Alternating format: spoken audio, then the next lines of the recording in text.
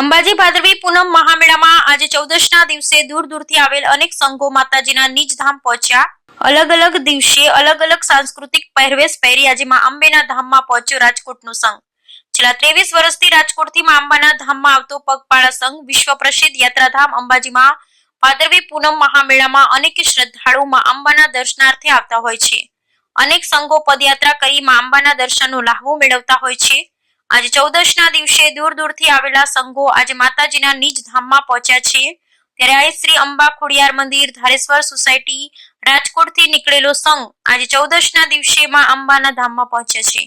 આ સંઘના આયોજક શ્રી હરેશભાઈ પરમાર જણાવે છે કે અમે છેલ્લા 23 વર્ષથી રાજકોટમાં અંબાના ધામમાં પગપાળા સંઘ લઈને આવીએ છીએ।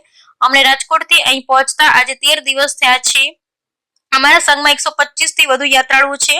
સંઘમાં તમામ પ્રકારની વ્યવસ્થા સાથે લઈને આવીએ છીએ। અમે દરેક યાત્રાળુ અલગ અલગ દિવસે અલગ અલગ સાંસ્કૃતિક પહેરવેશ પહેરીએ છીએ। આ પહેરવેશ પહેરી માના દરબારમાં આવીએ છીએ, જેથી માતાજીના ધામમાં પહોંચતા અમને અલૌકિક અનુભૂતિ થાય છે। વધુમાં સાંસ્કૃતિક પહેરવેશના મહત્વ વિશે વાત કરતા હરેશભાઈ જણાવે છે કે આ સાંસ્કૃતિક પહેરવેશ પહેરવાનું મુખ્ય કારણ એ છે કે અમે માતાજીને બને તેટલો રીઝવવાનો પ્રયાસ કરીએ છીએ, જેથી કરી માં અંબા નવરાત્રીના 9 દિવસ અમારા મંદિરે પધારે, અમને આશીર્વાદ આપે। વધુમાં તેમણે જણાવ્યું કે દરેક લોકોને સાંસ્કૃતિક પહેરવેશ પહેરી માના દરબારમાં જવું જોઈએ, જેથી માતાજીના અનેરા પ્રસંગને આપણે દીપાવી શકીએ। આપણી સંસ્કૃતિનો માન મોભો જળવાઈ રહે તે માટે અમારો સંઘ સાંસ્કૃતિક પહેરવેશ પહેરી અંબાજી આવતો હોય છે।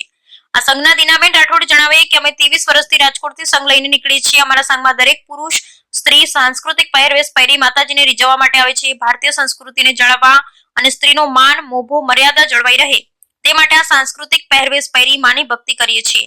વધુમાં તેઓ જણાવે છે કે અમે અમારા સંઘમાં ખુશખુશાલ રમતા ગરબા ગાતામાં અંબાના ચરણોમાં આજે પહોંચ્યા છીએ, ત્યારે અમને જરા થાકનો અહેસાસ થતો નથી અને હજુ ગઈકાલે જ નીકળ્યા હોય અને આજે પહોંચ્યા હોય તેવી અનુભૂતિ થાય છે અને માના ખોળામાં રમતા હોઈએ તેવી અલૌકિક આનંદ થાય છે। Bureau report Ramjibhai Raygur. જય અંબે। અમે અંબા ખોડિયાર મંદિરેથી રાજકોટ ઢેબર રોડ સાઉથ જકાત નાકા પાસેથી અમે નીકળીએ છીએ।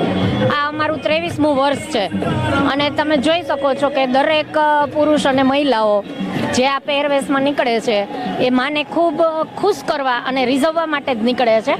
બાકી અમારો કોઈ હેતુ નથી, બાકી ભારતીય સંસ્કૃતિને જાળવી રાખવા અને દરેક લેડીઝને તમે જોવો છો કે બસ આ માન મોભો ને મર્યાદામાં આ રીતે રહીને ચાલે તો મા અંબાની ભક્તિ સરસ રીતે થઈ શકે છે અને ખુશખુશાલ હસતા રમતા ગાતા ગરબા ગાતા અમે જ્યારે માના ચરણોમાં પહોંચીએ છીએ ત્યારે અમને એટલો આનંદ થાય છે કે અમે જાણે કાલે નીકળ્યા અને આજે પહોંચી ગયા છીએ ને એવો અનુભવ થાય છે।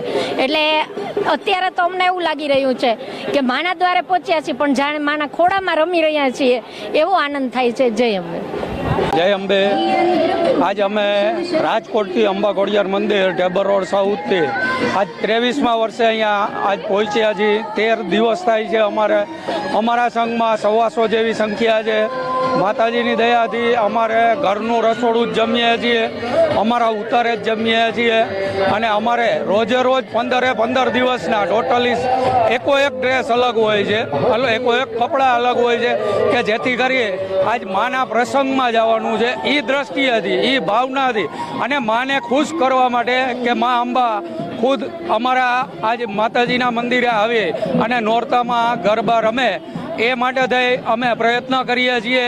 અને પ્લસ આજે જે કાંઈ બી આજ જે લોકો જોનારો છે વર્ગ એ લોકોને ખબર પડે કે આજ માના પ્રસંગમાં આજ આપણે સ્વચ્છ થઈ અને સ્વચ્છ કપડાં પહેરી અને આપણા સાંસ્કૃતિક જે પોશાક છે એ પહેરી અને જવું જોઈએ, જેથી કરી અને માનો પ્રસંગ દીપાવી શકીએ। આજ માના પ્રસંગને દીપાવવા માટે થઈને આપણી હાજરીની જરૂરિયાત છે, બાકી તો માને ત્યાં કોઈ કમી જ નથી।